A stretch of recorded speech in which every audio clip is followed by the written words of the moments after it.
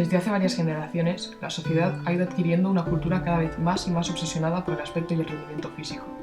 Impulsado por el cine, los medios de comunicación, la publicidad, la apariencia física y el triunfo deportivo se han convertido en las máximas aspiraciones del siglo XXI, y con ello la aparición de un mercado de fármacos y suplementos, los anabolizantes. ¿Cuál es el precio a pagar por el uso de estas sustancias dopantes? En este trabajo analizaremos la posible relación entre el infarto agudo de miocardio y el abuso en el consumo de anabolizantes. Para ello, definiremos los siguientes conceptos. El infarto agudo de miocardio, o IAM, es un síndrome miocárdico en el que se produce una isquemia prolongada debido a una alteración entre la demanda y el aporte de oxígeno al corazón. Esto produce una lesión que se continúa con necrosis muscular. El infarto agudo de miocardio está clasificado en el CIE 10 con el código I21.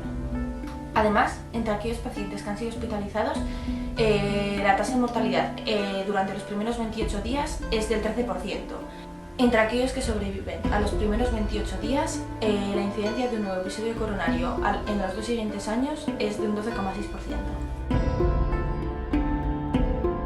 Entre los síntomas del infarto agudo de miocardio podemos distinguir, por ejemplo, un dolor torácico agudo que se suele localizar en el centro del pecho. Luego también la irradiación de dicho dolor hacia otras partes del cuerpo, normalmente hacia el brazo izquierdo, aunque sí que se ha comprobado que en las mujeres la irradiación de dicho dolor es más atípica y normalmente suele ser hacia la zona abdominal. Luego también visión borrosa, náuseas, vómitos, la dificultad respiratoria, la tos y una grave sensación de ansiedad. Para el diagnóstico de esta enfermedad en un hospital se puede realizar un electrocardiograma en el cual el segmento ST se encontrará elevado, o también podemos realizar un análisis. En este análisis nos tenemos que fijar en los siguientes valores: creatinquinasa MB, que se encontrará elevada, lactato deshidrogenasa, mioglobina, transaminasas GOT y GTP, y luego también nos tenemos que fijar en la troponina IIT.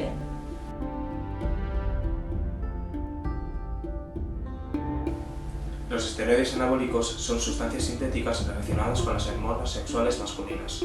Su uso es frecuente entre los fisicoculturistas y los atletas para crear masa muscular y para mejorar el rendimiento atlético. Sin embargo, es ilícito y nocivo este uso. Además, el abuso de estas sustancias está relacionado con diversas patologías como el infarto de miocardio.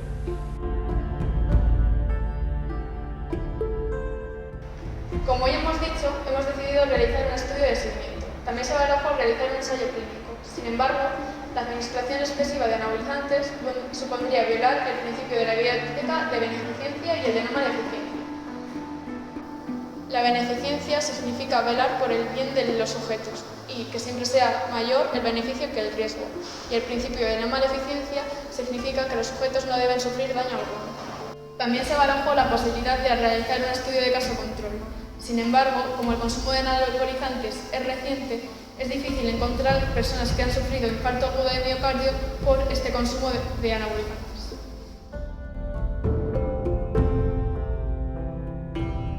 Como hemos mencionado con anterioridad, este estudio va a ser un estudio de seguimiento prospectivo. En este estudio, todas las personas han sido informadas del tipo de estudio que se va a llevar a cabo y son libres de abandonar este estudio cuando ellos quieran, respetando así el principio de la bioética de autonomía.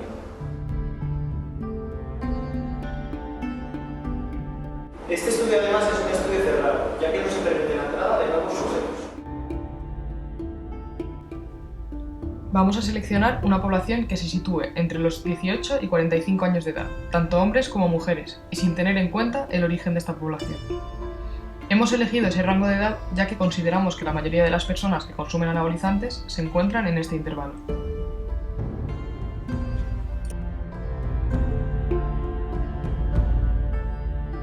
Por tanto, los expuestos serán aquellos que consuman más de 75 miligramos por semana y los no expuestos serán aquellos que consuman menos o no consuman.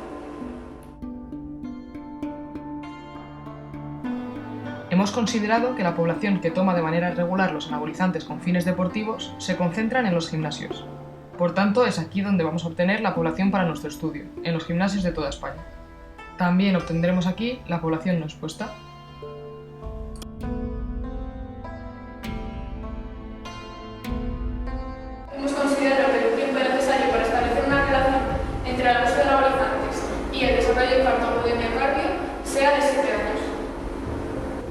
Una vez ha finalizado el tiempo de seguimiento de las personas incluidas en nuestro estudio, vamos a recopilar todos los datos, determinando qué personas han sufrido infarto agudo de miocardio y analizando estos datos para establecer una relación entre el consumo excesivo de anabolizantes y el desarrollo de infarto agudo de miocardio.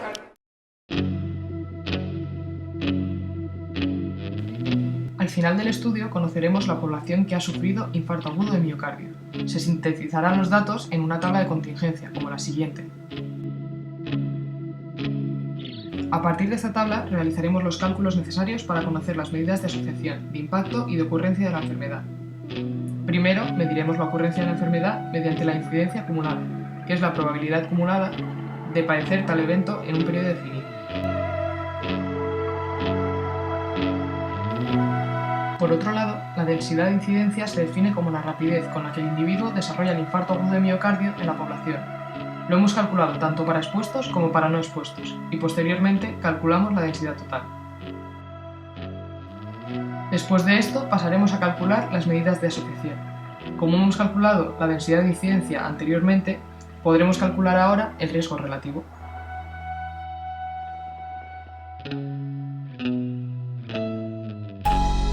El riesgo relativo saldría mayor que 1, por tanto asumiríamos que los anabolizantes son un factor de riesgo para el IAM.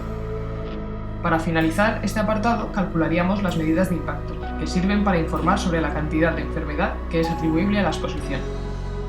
En primer lugar, calcularíamos el riesgo atribuible en los expuestos, que se conoce como la diferencia entre la incidencia de IAM en expuestos y la incidencia de IAM en no expuestos, definiéndose como el riesgo de tener el efecto en los sujetos expuestos que se debe a la exposición. A partir del riesgo atribuible a los expuestos, podemos calcular la fracción etiológica de los expuestos, que se conoce como la proporción del efecto producido por la exposición en los expuestos. En nuestro caso, el efecto será el IAM.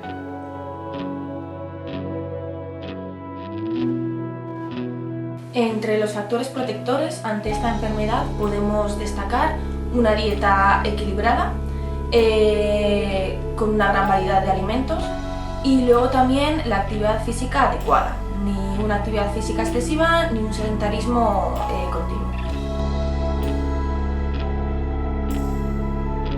La primera de todas es el tabaco, que es un producto agrícola derivado de las hojas de la Nicotiana tabacum, que se consume de varias formas y la principal es mediante combustión.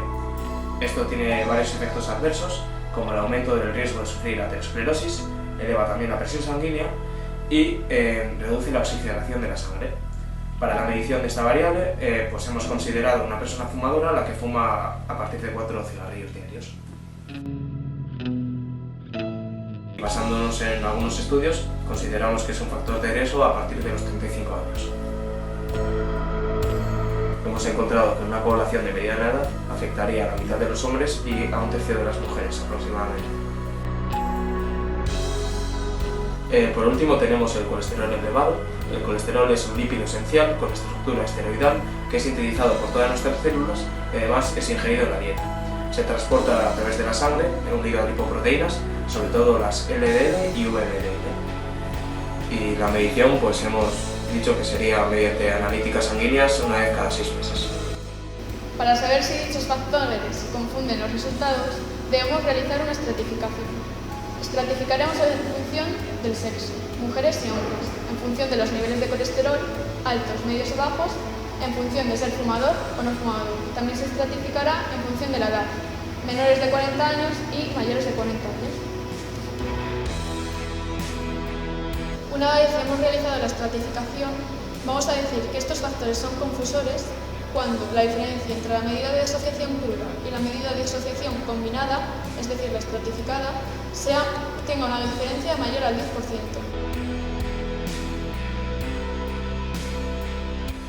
Algunos estudios atribuyen un efecto trómico a estos anabolizantes esteroideos, aumentando la producción de tromboxano A2 y la inhibición de las prostaciclinas. Estos anabolizantes además también pueden producir cambios en la cascada de coagulación, por ejemplo, aumentando la trombina. Estos efectos adversos se aumentan con la deshidratación y el estrés catecolinérgico que se produce realizando actividad física.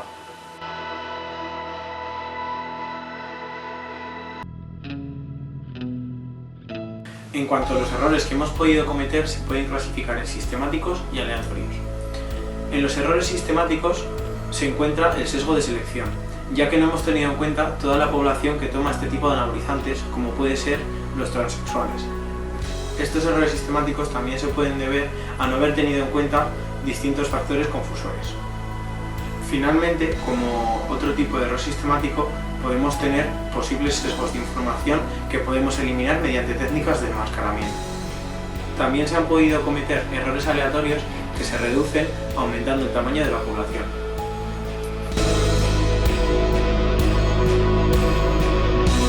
Por último, a través de los datos obtenidos y el análisis realizado, hemos obtenido que el abuso de anabolizantes es un factor de riesgo para el desarrollo de infarto agudo de miocardio. Sin embargo, no podemos asegurar que el uso controlado y bajo supervisión médica no pueda ser beneficioso para la cura de enfermedades o tratamientos hormonales para colectivos como los transexuales.